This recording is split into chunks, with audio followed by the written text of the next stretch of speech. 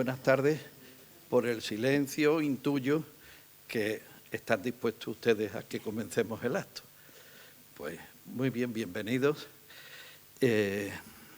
No es fácil presentar al que lo tiene que presentar a uno, pero, en fin, como aquí hacemos de hombre orquesta en general, pues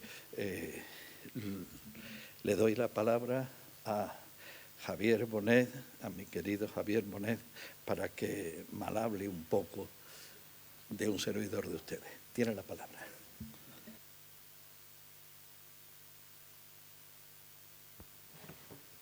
Sí. Buenas tardes a todos. Señor presidente de la Academia, señoras y señores académicos, distinguido público, amigos. Es un honor para mí poder dirigirles unas breves palabras para presentar a nuestro conferenciante de hoy, que no es otro que nuestro presidente, don José Manuel Cabra de Luna, a quien desde luego no es fácil introducir, dada la complejidad que supone su figura.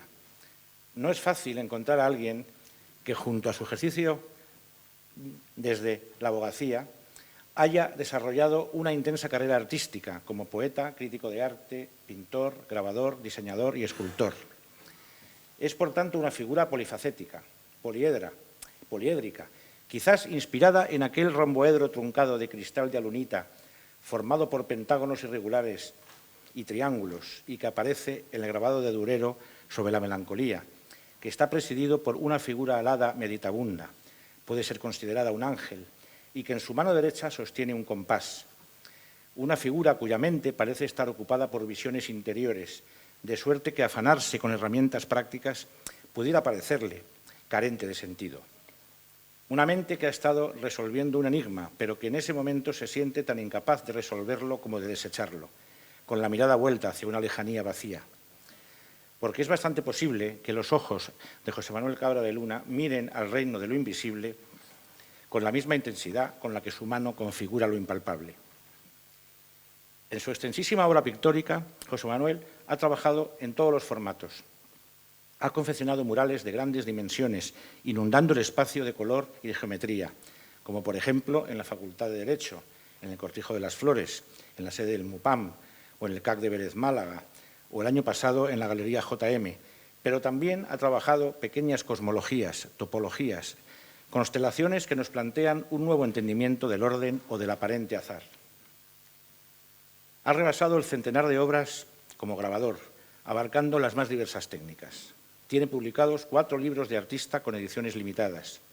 Ha diseñado joyas, carteles, logos para diversas organizaciones y ha reciclado muebles, dotándolos de una nueva vida. Actualmente trabaja un conjunto de esculturas de formato mediano ejecutadas en madera pintada. Y es que, para Cabra de Luna, la belleza, desde Grecia, es geometría, es un número, una matemática que, filtrada por la sensibilidad y el oficio, podrá convertirse en un espacio habitable, una suerte de morada para el ser. Su obra ha merecido estudios de significados críticos, como Fernando Huizzi, Fernando Castro Flórez, José María Parreño, Rosario Camacho o Carlos Pranger. Ha realizado múltiples exposiciones en Madrid, en Málaga, en Vélez Málaga, en Marbella. Ha sido comisario de otras muchas y es autor de monografías y estudios sobre la obra de Barbadillo, Brickman, Peinado, Dámaso Ruano o Daniel Quintero, todos ellos de nuestro entorno, habiendo realizado ensayos sobre Max Bill o Agnes Martin y otros sobre arte normativo en general. También ha comisariado diversas muestras sobre Enrique Brickman, sobre Daniel Quintero o sobre su propia colección de obra gráfica. Obras suyas se encuentran en instituciones como el MUPAM, el Museo de la Diputación Provincial en Antequera, el CAC Málaga, el Museo de Grabado de Marbella, el Gabinete de Estampas del Centro de Arte Reina Sofía o en la Calcografía Nacional. Ha sido presidente del Consejo Social de la Universidad de Málaga y nunca podremos agradecerle lo bastante ni olvidar que bajo su mandato se consiguió implantar en Málaga las carreras de Arquitectura y de Bellas Artes. ¿Qué futuro tendría la cultura de esta ciudad sin ellas? La colección de obra gráfica que posee Cabra de Luna nos da una idea de su nivel de conocimiento e implicación con las vanguardias del arte contemporáneo. Y me refiero a unos compañeros de viaje tales como Liechtenstein, Kate Haring, Sean Scully, Agnes Martin, Frank Stella, Zoran Music, Vivi Fee, Alex Katz, Albers, Calder, Donald Judd, pasando por Barceló, Miró, Picasso o el mismísimo Piranesi. Varias veces ha cedido esta colección para su exhibición pública en lugares como Vigo, Lugo, Granada, Málaga o Madrid. José Manuel Cabra también es poeta y crítico de arte.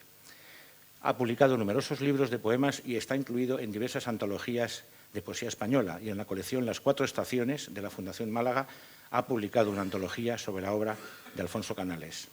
Pero también ha estudiado con intensidad el pensamiento de Spinoza, de Montaigne, de Heidegger, y ha impartido conferencias sobre las relaciones de Paul Celan con José Ángel Valente o sobre Inga Virol, su tiempo y su obra.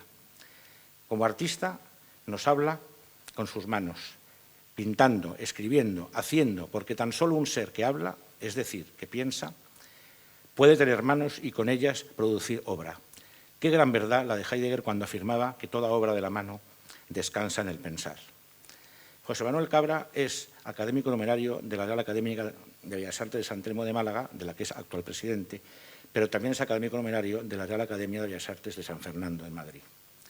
Una de sus últimas conferencias, denominada El vacío y silencio como formas de la nada, o su último libro titulado La palabra y el silencio, son expresiones fruto de una larga decantación y en las que se nos invita a escuchar, se nos acoge, se nos envuelve y se nos permite sentir la resonancia de las palabras, la paradoja que encierran, el que tan solo por ellas el silencio originario puede ser dicho y puede ser encarnado, tomar forma. Esta finura intelectual y creativa, en mi opinión, sitúa a Cabra al lado de los más grandes, pues tan solo ellos tienen la capacidad de hacer aflorar lo trascendente, el ser, lo absoluto, interpelándonos a todos. Estoy pensando en Casimir Malevich, en Samuel Beckett, en Piet Mondrian, en Jorge Oteiza.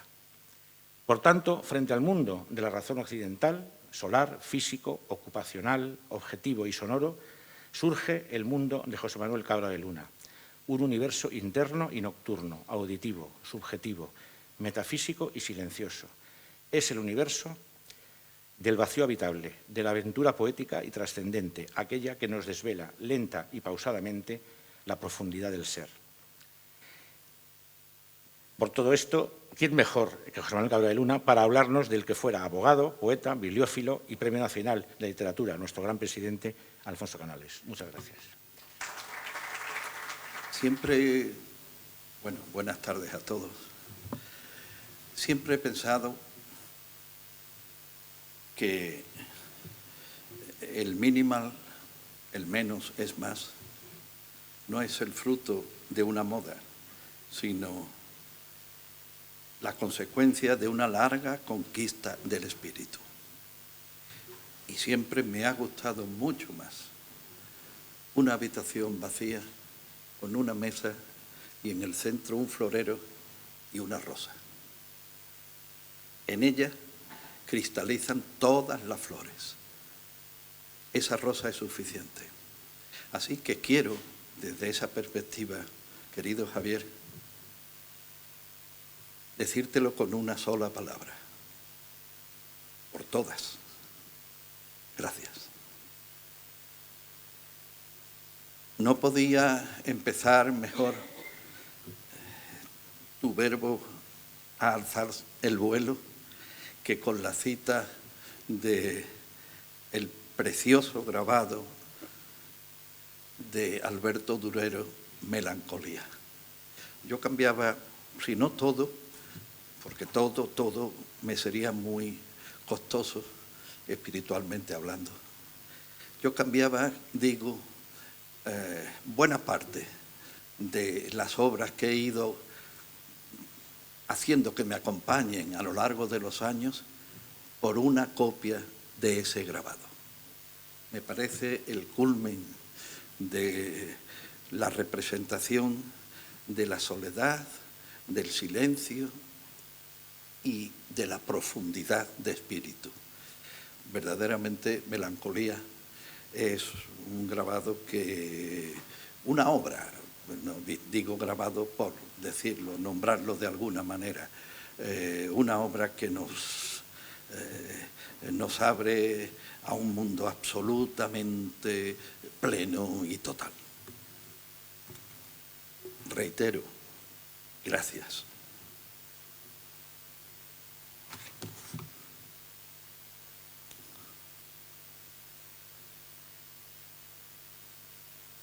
quiero hacer una pequeña introducción al porqué y al modo de esta conferencia. Como actividad inserta dentro de los actos conmemorativos del 175 aniversario de la fundación de nuestra Academia, se viene desarrollando a lo largo de este año un ciclo dedicado a los presidentes de nuestra institución. A través de las figuras de nuestros sucesivos presidentes, hemos podido ir viendo cuál era también el desarrollo de esta corporación nuestra en sus diferentes épocas. Pero no es lo mismo hablar de una figura que ya está definitivamente instalada en el pasado y de la que no se conserva sino una lejana memoria, que hacerlo de alguien con el que hemos compartido los días y las horas. Tal es el caso de Alfonso Canales, aún tan cercano para tantos y tantos de nosotros. Quizá por no ser historiador, me he guardado de hacer un acercamiento estrictamente cronológico a su figura y por ello he optado por estructurar mi intervención en una serie de bloques conceptuales que nos ayuden a acercarnos a su vida y a su obra. No esperen ustedes tampoco una lección de literatura a través de la que abordar un análisis de su compleja obra poética, sino que voy a intentar desvelar algunos rasgos del hombre, del malagueño casi empedernido que se empeñó en vivir aquí, en la ciudad donde naciera, del escritor a veces no suficientemente conocido y desde luego tantas veces no justamente apreciado en su valía. Hagamos una breve referencia biográfica, personal y académica. Un breve repaso de fechas y datos nos situará en el tiempo. Me serviré para ello de lo escrito por Francisco Ruiz Noguera, secretario de nuestra institución, profesor universitario y gran especialista literario en la obra de Alfonso Canales. En la antología poética titulada Ocasión de vida, Ruiz Noguera nos dice: Alfonso Canales había nacido en la primavera de 1923 y la casa familiar en el centro de Málaga lindaba con la de Emilio Prados. Años de las primeras letras, Colegio de las Esclavas Concepcionistas, año 1933 a 42 del bachillerato en el Instituto Primero y en el Colegio Jesuita de San Estanislao después, y del examen de Estado en la Universidad de Granada.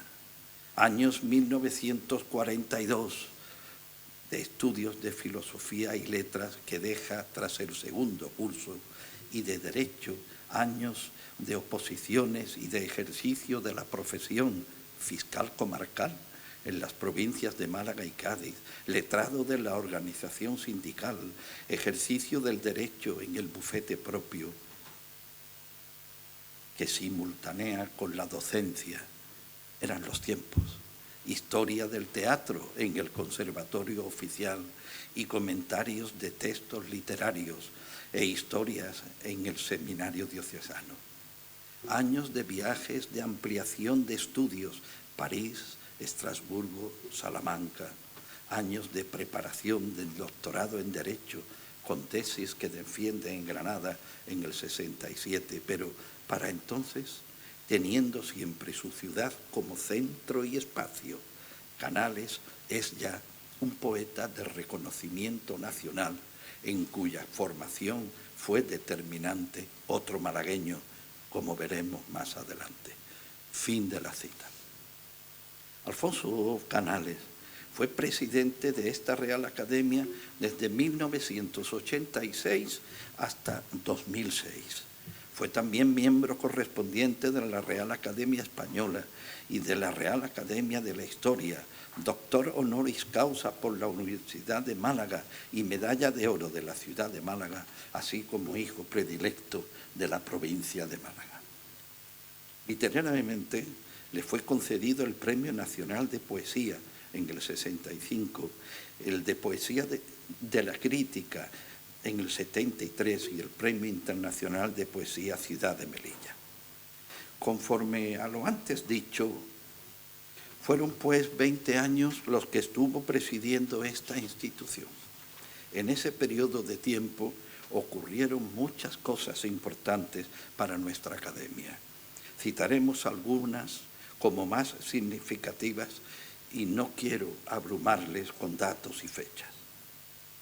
Ya bajo su mandato ingresó como académico de número el arquitecto y pintor don Francisco Estrada Romero, y en 26 de febrero del siguiente año de 1987 lo hizo doña Rosario Camacho Martínez, que tan activa presencia ha tenido y tiene en nuestra academia y a quien la ciudad y la provincia entera tanto le debe, por lo que nos ha ayudado a conocer nuestro patrimonio y nuestra historia.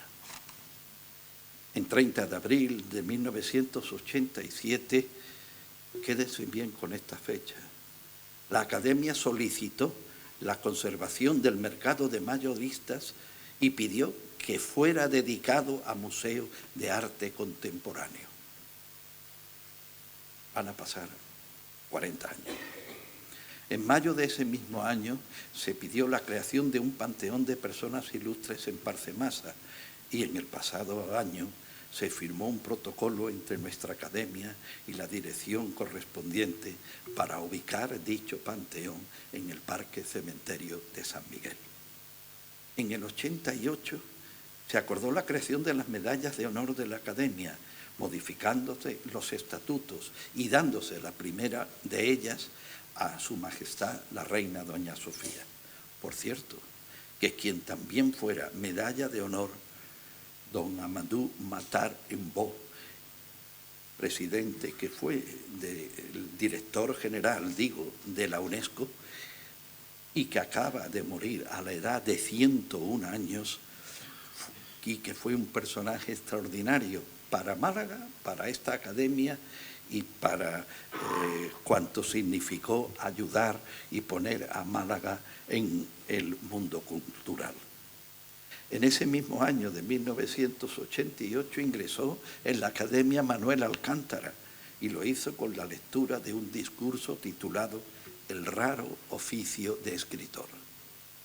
En el 89, Monseñor Busarrais, que era académico, solicitó que la academia pidiese, como así hizo, una facultad de Bellas Artes para Málaga.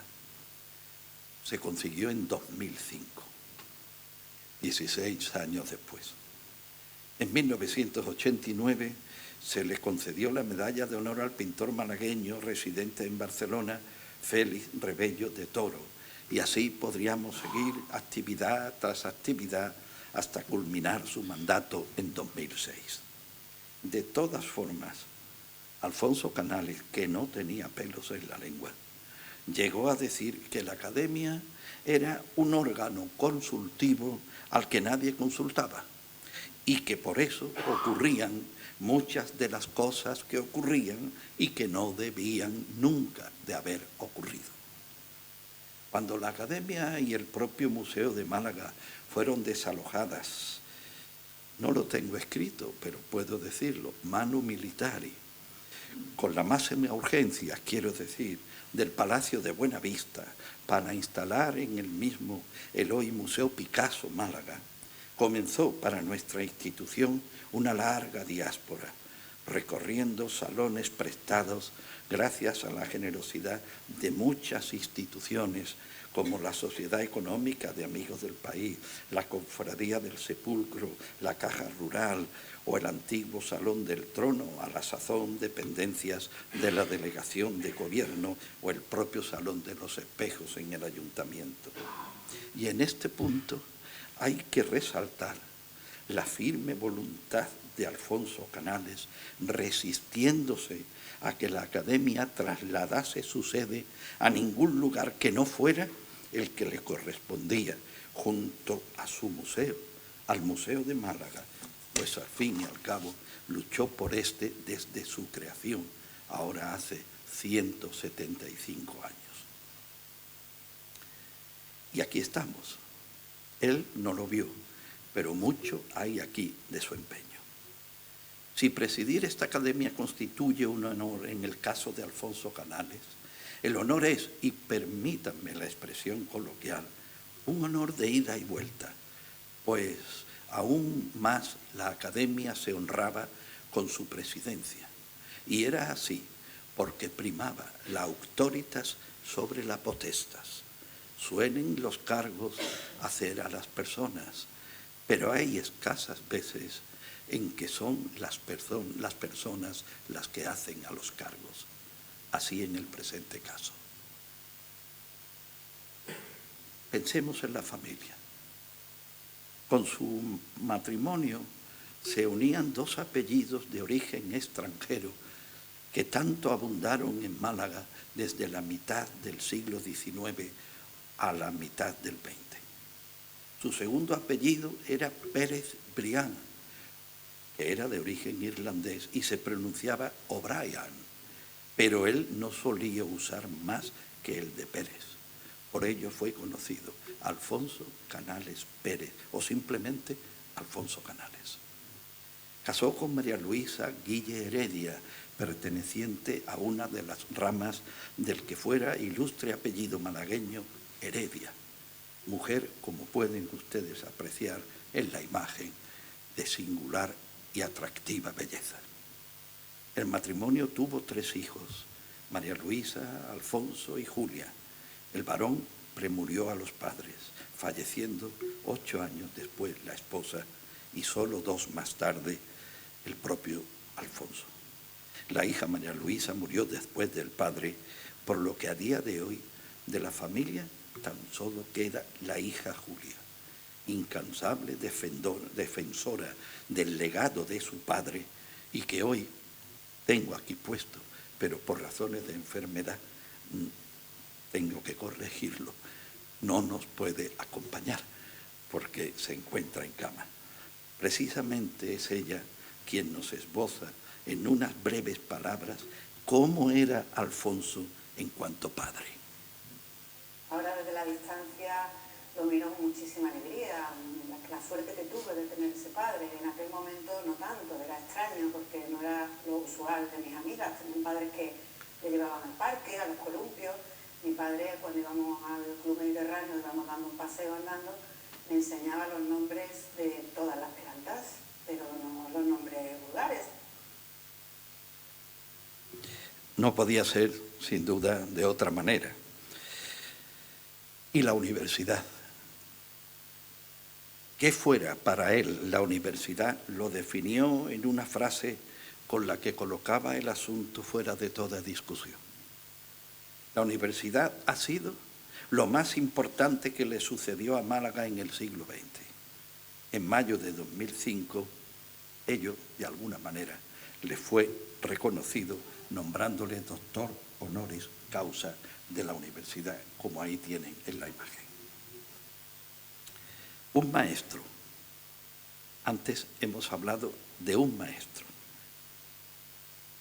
Es más que probable que Alfonso Canales no hubiese sido como fue sin la proximidad amical y literaria de aquel a quien él siempre nombró como mi maestro.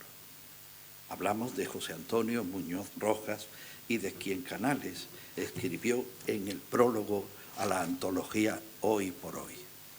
Mi deuda para con Muñoz Rojas no se limita a lo que podría calificarse de progreso formal.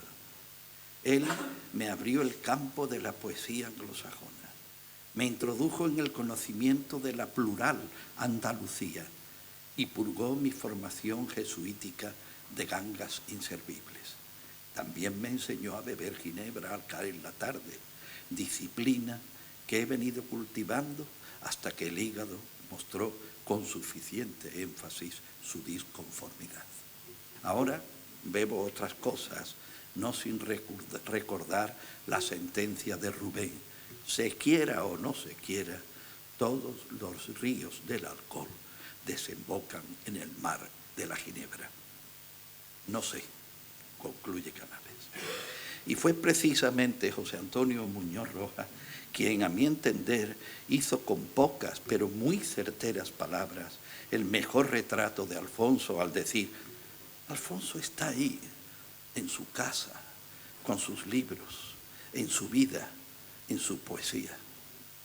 Alfonso está ahí, en su persona, con sus muchas sabidurías, atento y atildado, puntual en lo suyo, que es la poesía, y como siempre, en persona. En su casa, con sus libros. En cierto modo, esa fue su vida, pues los libros y el vivir eran para él una y la misma cosa. Atento y atildado. No hay más que recordar cómo componía cromáticamente su vestimenta, a mi juicio, con una tendencia un tanto anglófila, pues gustaba del verde que combinaba con cremas suaves y corbatas que formaban un conjunto armónico. Y no debemos olvidar sus zapatos, siempre, siempre a juego con el resto del vestuario. Sí, atildado y atento, como nos decía Muñoz Rojas.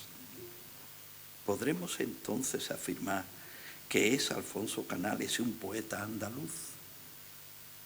Sí, en tanto aceptemos la existencia de una Andalucía plural, la que él aprendió de Muñoz Rojas. En el ya citado prólogo a la antología Hoy por Hoy, Canales escribió: si yo fuera un andaluz más desgarrado, hubiera dado a este libro el título de Esto es lo que hay de mí, se entiende. El desgarro no me va. Siempre he optado por la auténtica Andalucía reportada, la que nunca se desmelena, la que huye de los fáciles exhibicionismos, porque piensa, con razón sobrada, que lo mejor de la vida siempre transcurre en secreto, en soledad de uno, o todo lo demás en soledad de dos. De ahí que nuestro compañero de academia, el brillante escritor José Infantes, de palabra certera como el dardo que siempre acierta en la diana, afirmase de la poesía de Canales que es la obra poética de un andaluz distinto. Y ahora me voy a permitir una afirmación un tanto arriesgada y que expreso desde el más profundo afecto de su recuerdo. De Alfonso Canales puede afirmarse que parecía ser de una manera, pero era de otra, quizá para ocultar su profunda sensibilidad con un contenido pudor.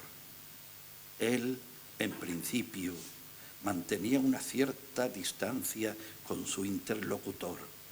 Podía percibirse incluso una cierta adustez en su actitud, pero bastaba traspasar el umbral de las reglas más elementales de cortesía para que esa seriedad que parecía distante se convirtiera en afabilidad. En su obra El año sabático, libro al que me referiré más adelante con una cierta profusión, en su prosema, luego les diré qué es esto del prosema, número 165, nos dice: me dicen que soy frío porque tengo el ánimo vencido por la fauna de la razón. Soy pobre de espíritu y me aterran los números. Me cuentan, me están contando máquinas que no entenderé nunca. Quiero entender sus cifras desoladas. Me dicen que soy seco y quiero hallar un sol que me secara de una vez para siempre. ¿Dónde están el fuego y la humedad? Convido a todos a la búsqueda. Mi cabeza se presta a experimentos. Permítanme que les refiera una anécdota personal que abona cuanto les estoy contando. Yo estaba comenzando a ejercer la abogacía y un día, a las puertas de una de las salas de la audiencia provincial, nos encontramos ambos vestidos con la toga y esperando para la misma vista. Nos saludamos con jovialidad mutua y hablamos de las vaguedades de que se suele hacer uso en esos momentos. Y de pronto me dice, yo ya había ido varias veces a su casa, no vayas a creer que voy a guardar la misma actitud cuando entremos en sala. Voy a hacer todo lo duro que pueda, que es lo que tengo que hacer. Efectivamente, fue duro en su posición. Y como yo iba de apelante, hablé primero, argumentando por qué pedía una revocación de la sentencia. Él habló después y destruyó uno por uno todos mis argumentos, pidiendo que la sentencia se confirmara.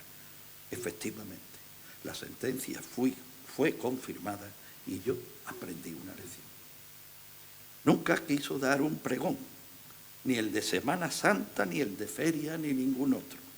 Respetaba a quien lo hizo y están en la mente de muchos de los que aquí nos encontramos, pero él siempre creyó que con su poesía ya contribuía suficientemente al común. Tampoco nunca firmó manifiestos políticos o sociales, lo que en muchas ocasiones no fue bien comprendido.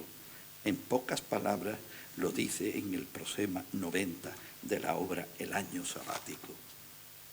No me pidáis que escriba en las paredes o levante pancartas. Nunca ha sido esa mi vocación. Secretamente, igual que una carcoma, trato de abrir un túnel en la madera en que me hallo. Poco me importan los letreros de última hora, el llanto de los que nunca llegan al poder temporal. No hay más que un reino y en las sombras dilata su frontera. Pero volvamos a aquella razón que el poeta invocaba y a la que nos hemos referido en sus propias palabras un poco antes. ¿Cómo le sirvió esa razón a la hora de construir su obra poética? El filósofo Heidegger, a quien Alfonso Canales había leído con intensidad, escribió en su breve pero esencial opúsculo Carta sobre el humanismo lo siguiente: liberar al lenguaje de la gramática para ganar un orden esencial más originario es algo reservado al pensar y al poetizar.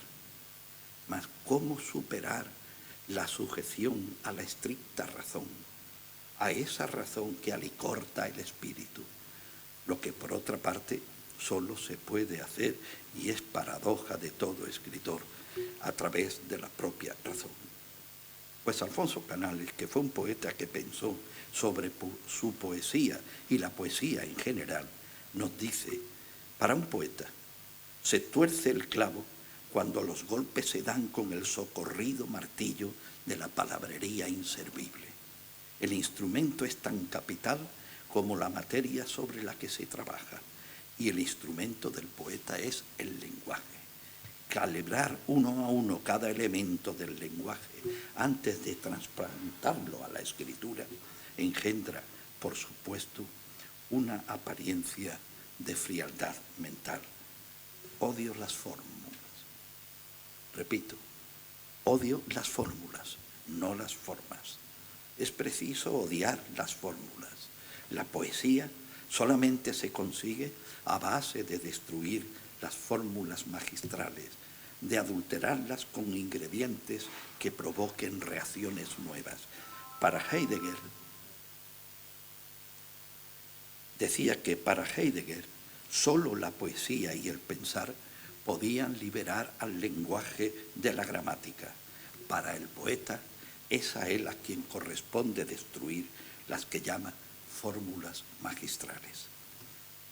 Liberar al lenguaje, liberarlo de lo consabido, de aquello que las reglas establecidas empobrecen y agotan.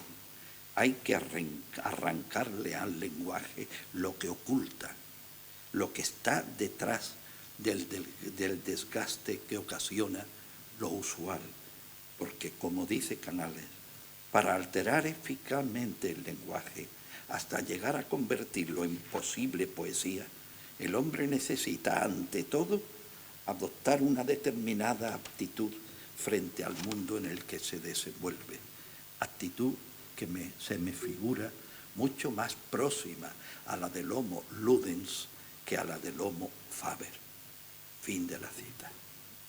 Porque la poesía es una tarea insensata e inútil, y por ello no es aventurado afirmar que la poesía es un sutil y complejo juego del espíritu que transforma nuestros días y nuestro estar en el mundo, pero un juego del que debemos aprender dónde tenemos que pararnos, porque, y estas son palabras de Canales, la tensión poética, sobrepasada cierta dosis, puede llevar a la locura y a la muerte.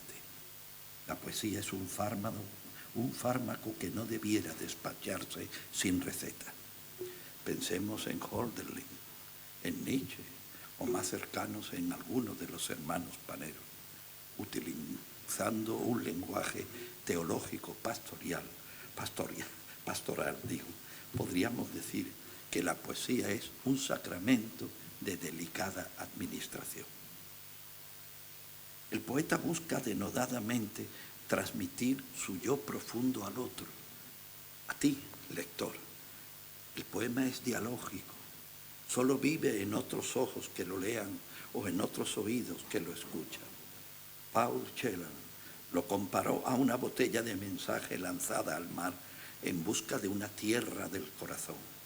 Canales lo dijo así: por entenderme, por poner en orden la escasa referencia de mí que puedo conseguir a ratos perdidos, por seguir oyendo el corazón, por aliviar su peso, por purgar las heridas, por fijar los segundos felices, porque hablando me pacifico, porque el testar reconforta, porque tal vez se puedan invocar los fantasmas, porque es grato tirar una botella llena de un grito de socorro al ancho océano. Os escribo. Dos grandes poetas convergen en una misma metáfora hacia la búsqueda de ese otro desconocido, aquel que encontrará la poesía en la botella incierta del poema.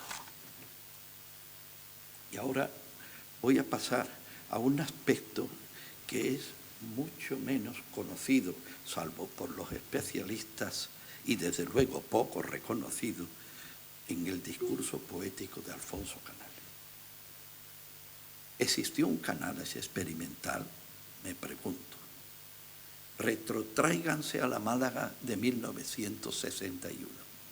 Hace de ello 63 años. Muchos de los que están aquí aún no habían nacido. Málaga era una ciudad que había perdido su mejor savia ciudadana porque todavía no se había recuperado de la caída del final del 19 y principios del 20.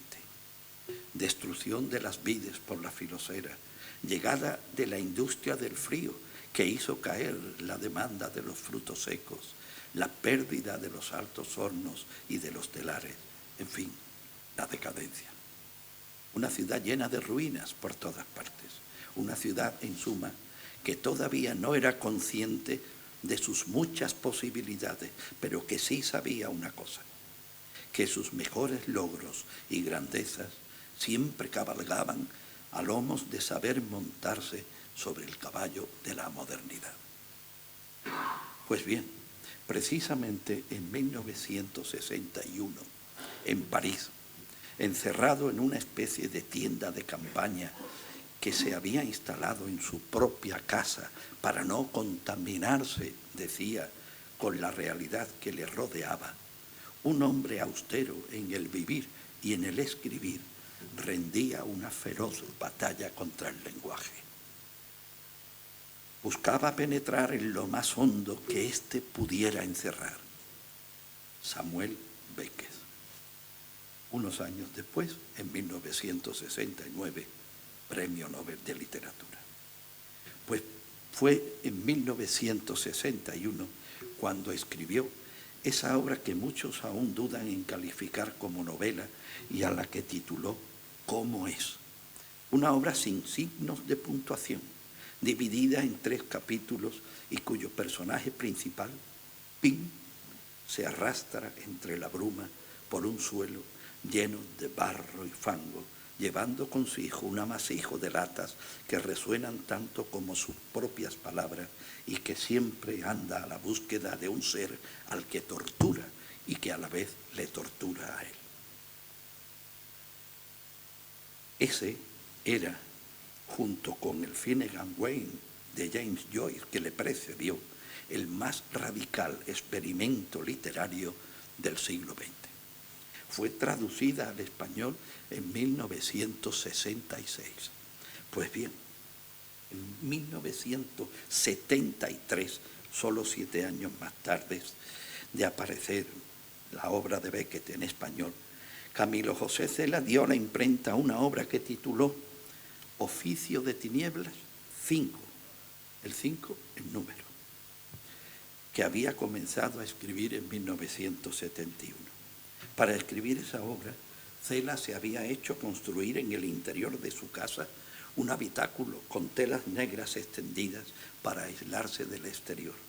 Allí realizó una obra que estaba dividida en 1195 párrafos, sin signos de puntuación, a los que el autor llamó mónadas, lo que sin duda tomó prestado del filósofo Leibniz. En principio, esas mónadas eran inconexas entre sí, aunque en el conjunto de lo escrito y en tanto se iba avanzando en la lectura, las relaciones entre unos conceptos y otros iban apareciendo.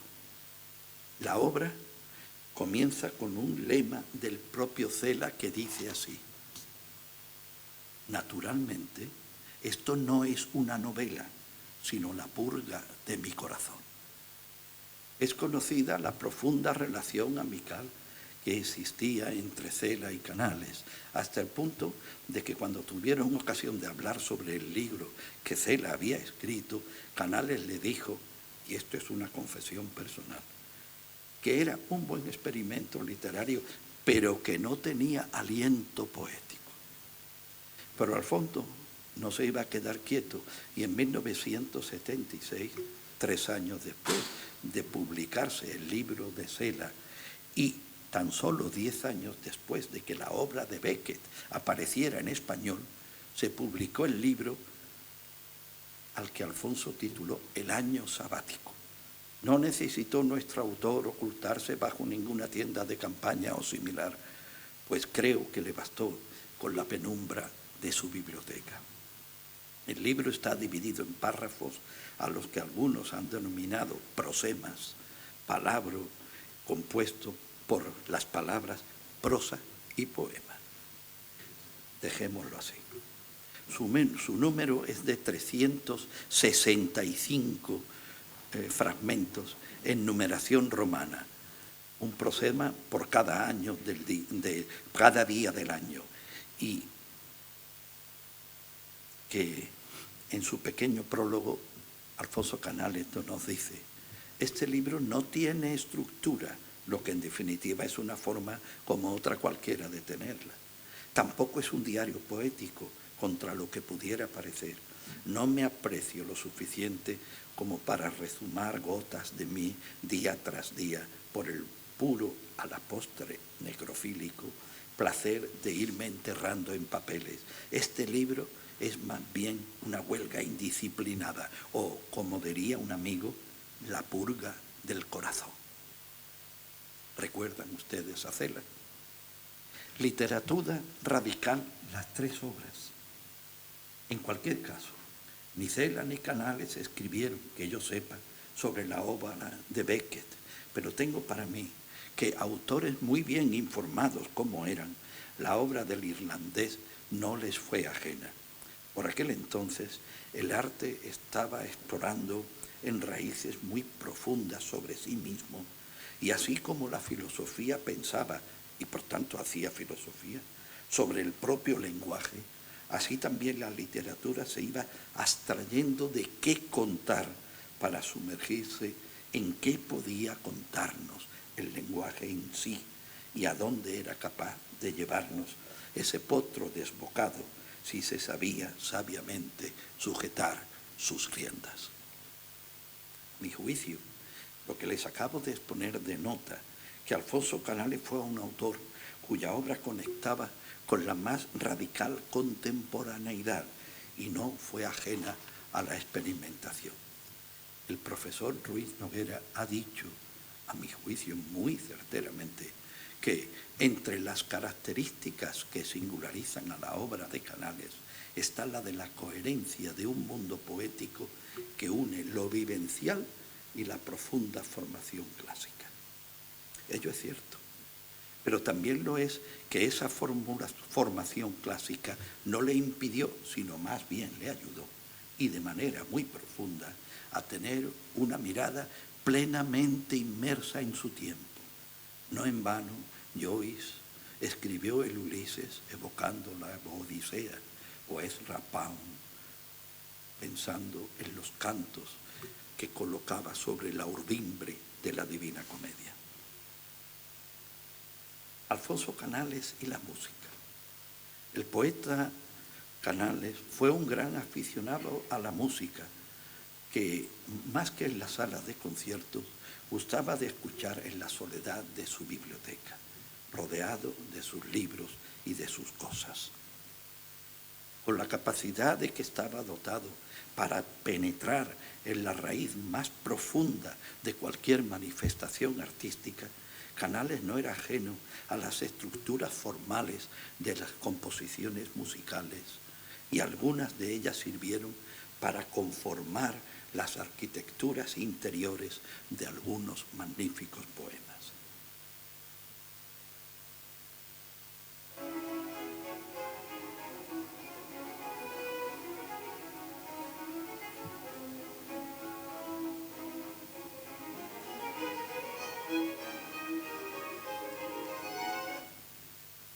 Requiem andaluz, obra escrita al poco tiempo de morir su madre.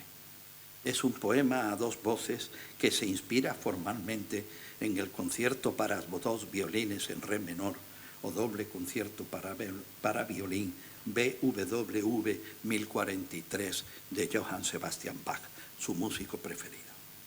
Concierto y poema al que Alfonso, con frase no exenta de crudezas, se refiere como fruto de una esquizofrenia reportada. Como ven ustedes, deja ir al caballo suelto para rápidamente embridarlo con esa lucha entre libertad absoluta y contención, que es quizá la mejor actitud con la que acercarnos a la más honda verdad de su espíritu. Gran fuga. Cuando Beethoven llevaba más de 20 años en la más absoluta sordera, aún seguía componiendo. Sus últimas obras fueron unos cuartetos. Entre ellos destaca la última parte del que ha sido señalado en origen como Opus 130. El propio editor le sugirió al músico que ese final era demasiado potente, demasiado fuerte, poco comprensible en relación a la total de la obra en que se insertaba, e instó al músico a que lo desgajase del conjunto y lo presentara como pieza independiente. Así hizo, y de ahí nace Gran Fuga, Opus 133. La obra es seca, un tanto áspera, más próxima a otras obras de un siglo después que a sus contemporáneas. Les invito a escucharla, pues pueden encontrarla en YouTube fácilmente. Y comienza así. Este es el principio.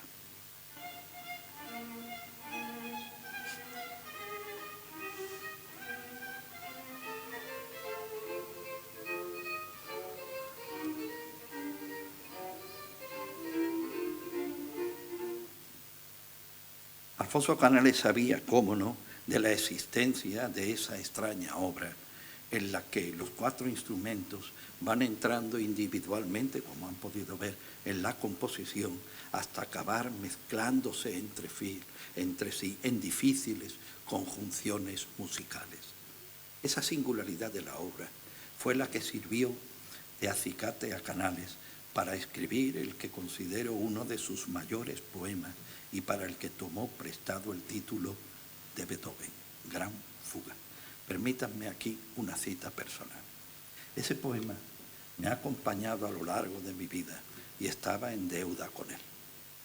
Cuando pude, porque mi tiempo y mi economía lo permitieron, realicé un libro de artista con 8 grabados al aguatinta, inspirados en la antigua notación musical, esos cuadraditos que aparecen sobre el papel pautado, antes de que se adoptara la escritura musical vigente y que reciben el bellísimo nombre de neumas, espíritu, llamita. La tirada del libro fue de 27 ejemplares y el primer ejemplar está depositado en la Biblioteca Nacional.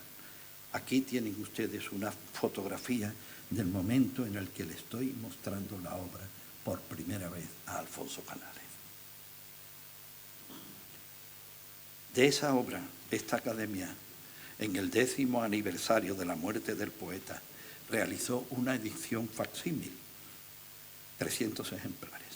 En esa edición aparece una reproducción de la primera impresión de la obra de Beethoven, un pequeño texto explicativo de quién les habla y la reproducción facsímil del libro de artista con el poema Gran Fuga, completo e intercalado entre los versos los 8 grabados al aguatinta. Alfonso Canales y la actitud religiosa. Siempre se declaró una persona religiosa y consecuentemente fue un poeta religioso, pero no lo fue de una manera usual. Aparte de los poemillas que componía para felicitar las Navidades, en muchos casos auténticos villancicos, sus poemas religiosos son de una hondura extraordinaria.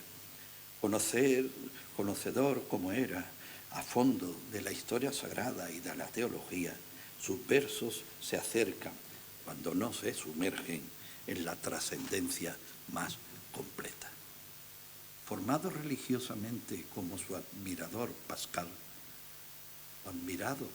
quiero decir, el creyente Alfonso Canales nunca dejó de dudar. Pero su creer no era agónico a la manera de Unamuno, sino basculante entre el rigorismo católico y su tradición mediterránea, en la que se siente eslabón de una larga cadena. Por ello nos dice: mi catolicismo meridional ha sido siempre una fuente de actitudes conflictivas. Un Mediterráneo no llega a librarse nunca de ciertos apetitos sensuales que no deja de repugnar a la conciencia religiosa cristiana. He sido calificado con frecuencia de poeta religioso y, si me apura, me jacto de serlo. La religión no necesariamente de formalismo confesional es la más alta de las incitaciones humanas. En 1965 apareció su libro titulado Aminadab, por el que le fuera concedido el Premio Nacional de Literatura, así como en Madrid, en la conjunción entre la Cuesta de Moyano y el Parque del Retiro, existe una de las escasas esculturas dedicadas al diablo que hay en el mundo. Aminadab es un poemario dedicado al ángel caído. En esa obra es muy importante advertir las citas que preceden a los poemas, pues en ella encontraremos las claves para la comprensión de toda la obra. Aminadab es un nombre que aparece en el Cantar de los Cantares y es también un nombre que aparece en los versos finales del Cántico Espiritual de San Juan de la Cruz, cuando dice que nadie lo miraba. Aminadab tampoco parecía, y el cerco sosegaba, y la caballería, a vista de las aguas, descendía. Hoy, dice nuestro autor, se estima que el vocablo Aminadab no es sino una mala interpretación del texto que posiblemente está corrompido. Confusión de la palabra, corrupción del nombrar, reino de las sombras y de lo oculto. Es difícil y valiente atreverse a tomar como personaje del poema al propio diablo, Eso no puede ser fruto sino de un espíritu instalado en la duda, de un ser que vive religiosamente. Port Royal. Para algunos de sus más sabios lectores, como el profesor Luis Nogueras, como José Infante o como Carlos Ismael Álvarez, que tiene el mérito de saberse poemas enteros, libros enteros, de memoria, cosas que al propio Alfonso le admiraba y decía, sabe mucho más que yo de ese poema, eso lo sabe mucho mejor que yo. Bueno, pues a esos que he nombrado, por citar unos cuantos más cercanos, el poema religioso de mayor profundidad literaria de todas las obras de nuestro autor, para ellos es Port Royal. Alfonso Canales fue un extraordinario lector de San Agustín, al que siguió no solo en sus enseñanzas teológicas, sino también en su actitud vital. El santo de Tagaste impregnó la vida de sus seguidores de rigor y de confianza plena en Dios, más que en las propias fuerzas personales. Nada era posible sin él. Quizá esa manera de vivir religiosamente es la que llevó a nuestro autor a visitar lo que quedaba del que fuera monasterio jansenista de Port Royal de Champs. Los seguidores de Jansenius, teólogo holandés cercano al rigorismo protestante, fundaron una comunidad en la que profesaron, por cierto, 2 hermanas de Blas Pascal, que, sin entrar en el convento, defendió a la comunidad en su enfrentamiento con los jesuitas. El monasterio, que se había ido constituyendo en el mundo católico como un lugar cercano a la herejía, fue arrasado por orden del rey y esparcidas sus ruinas de sal para su definitiva extinción. Luis XIV. En 1952, durante un curso de verano en París, al que Alfonso Canales, gran lector de Pascal, asistía, fue a Port Royal de Champs y rápidamente surgió el poema primero. Con los años, bastantes años, fueron naciendo otros hasta completar los 15 cantos de que se compone el libro. Con motivo del primer centenario del nacimiento del autor y cuarto de Blas Pascal, nuestra academia publicó, lo tienen a la derecha de la imagen, aunque esté un poco borrosa. Digo que nuestra academia publicó una edición del poema con un estupendo prefacio del filósofo Gabriel Albiac, una presentación de quien les habla, y todo ello al cuidado de José Infante y Francisco Ruiz Noguera, que hace asimismo un ajustado estudio sobre las diferentes y sucesivas ediciones que el poema ha tenido. Y ya concluyo el apartado religioso muy brevemente citando los poemas de La Teja y nuevos poemas de La Teja. El lema de las obras es del libro de Job: sentado sobre la ceniza se limpiaba la úlcera con una teja. Constituyen para mí el más extremo alegato contra el mal que se haya escrito en lengua española en mucho, mucho tiempo. A ello volveremos al final, ya muy próximo de esta intervención. Alfonso Canales es un poeta de Málaga, un poeta en Málaga. Alfonso vivió en la ciudad en que quiso vivir. Su relación con Málaga no viene impuesta por razones familiares o profesionales, sino que es plenamente electiva y es, por tanto, un autor profundamente malagueño, con todas sus raíces en esta tierra, a la que se sabe unido en línea de una tradición nunca rota con muy diferentes culturas. Tampoco sería entendible su obra, o se tendría tan solo un vago eco de ella, si no la iluminamos con la mediterránea lámpara de aceite de las lenguas griegas y latinas, con su amplísimo conocimiento de la filosofía de Grecia y de los versos de Homero, de Ovidio, de Horacio y de tantos otros. Pero quizá haya que aclarar en este punto que hablamos de una Málaga oculta, o al menos ocultada, pues nos referimos a esa ciudad discreta que ama las flores y el mar, que es consciente de un pasado industrioso y marítimo y de haber sido por muchos siglos lugar amable de vida. Una ciudad realmente cosmopolita y la otra ruidosa a tal extremo que la ahoga y no la deja aflorar. ¿Cómo será la cosa? Que su amigo Manolo Alcántara escribió que a Alfonso le gusta tanto Málaga que le gusta hasta el terral.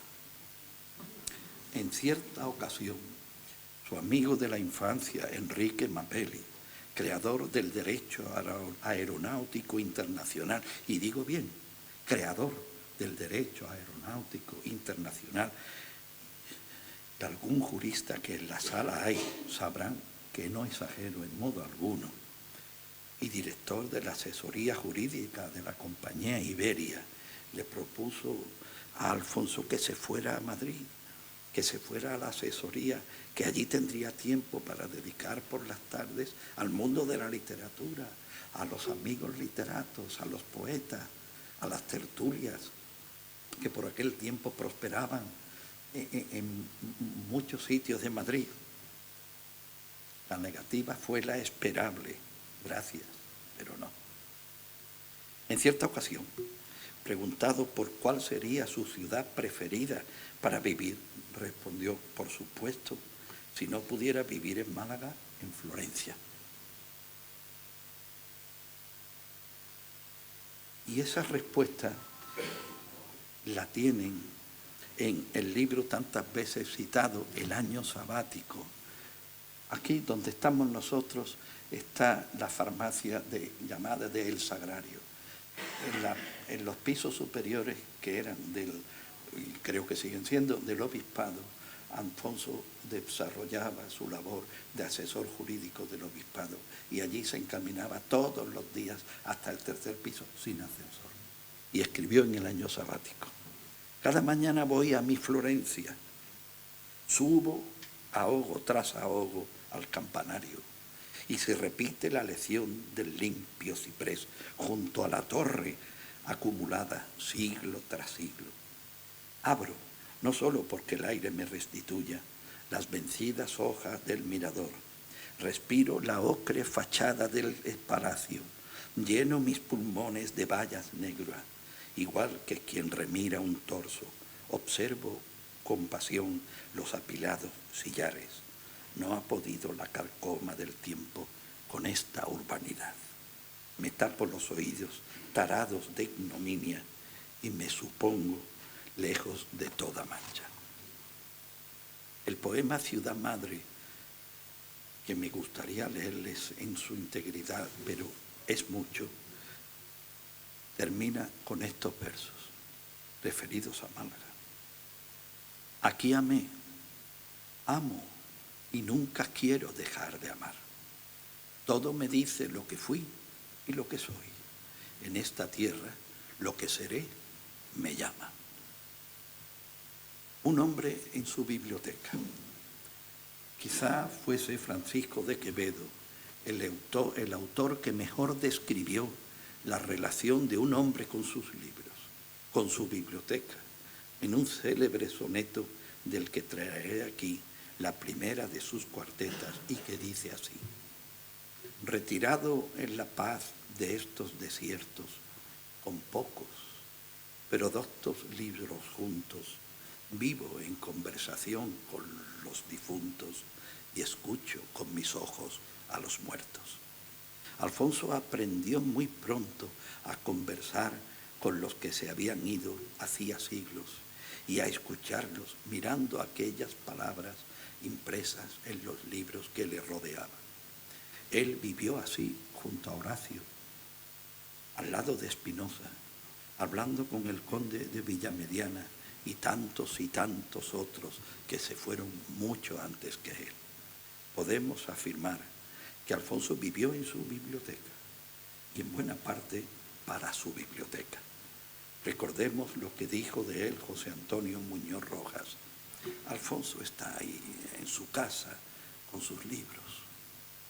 gracias a su más profundo deseo testamentario y a la extraordinaria generosidad de sus herederos, especialmente de su hija Julia, y también a la generosidad de nuestra universidad, siendo a la sazón rectora doña Adelaida de la Calle, la biblioteca en la que Alfonso Canales vivió está hoy en nuestra universidad, singularmente instalada con todos sus libros y su completo archivo personal y literario, viva imagen documental de la literatura española del siglo XX.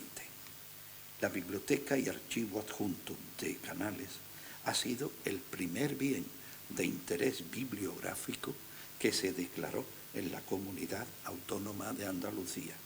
Eso quiere decir que todos los libros y documentos están juntos y así deben permanecer para siempre, protegidos por la ley.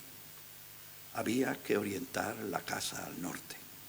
No importaban las vistas que tuviera, sino la luz que pudiera entrar y la temperatura, que debía ser lo menos fluctuante posible.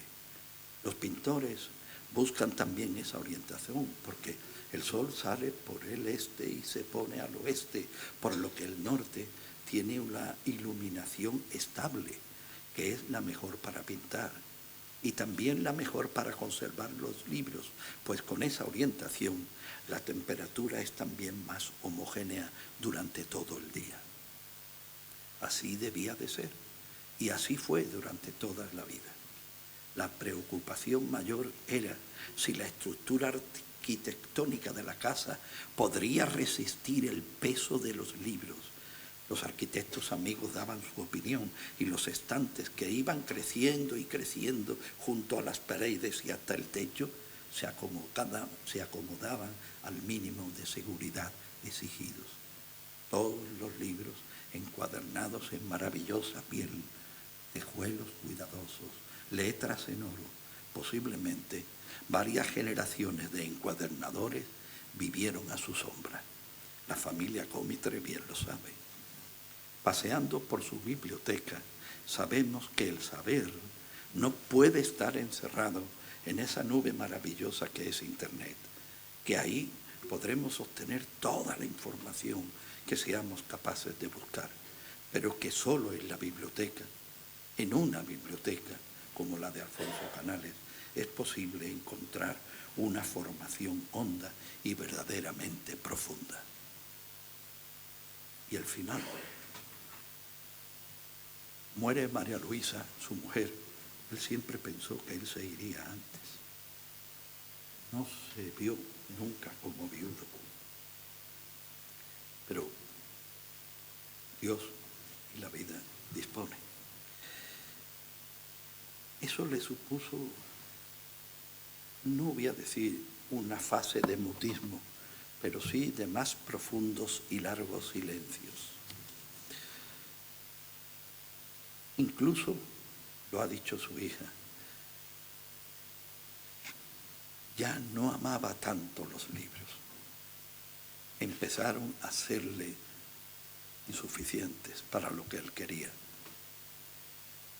Yo me voy a permitir hacer una confidencia personal y tómenlo como homenaje al maestro. Fui a verle, a despedirme, claro, y en fin, tomándole de la mano, me dice, esta parte de la vida es una cosa muy fea. Por eso me permito terminar con un poema del poemario La Teja, en la que invoca a Job, y que les leo a continuación. Y he querido tomar como imagen, para que nos mirase a todos, una imagen no triste, no oscura, sino al revés, con esos ojos de indagación perpetua que tenían, pero al mismo tiempo una cara que a mi juicio al menos tiene una gran profundidad y hondura. El poema de La Teja titula Este poema. lo que una herida abierta diría si pudiese, lo que hablase una herida que empapara sus vendas con las palabras de sangre viva, mal deleteadas con esfuerzo, el absurdo razonamiento de una herida. Este poema es. No dice nada, solo rezuma, grita ¡ay!, se calla y luego vuelve a su sólita queja si los labios logran desmesurarse. Una herida carece de elocuencia y acaba por resignarse a su dolor, dejando que el líquido dibuje piel abajo líneas de indiferente melancolía, líneas para que nadie entienda lo que quieren decir. Este poema intenta superar una infinita desesperanza y pide perdón al que lo lea y se contagie. Alfonso Canales. Muchas gracias.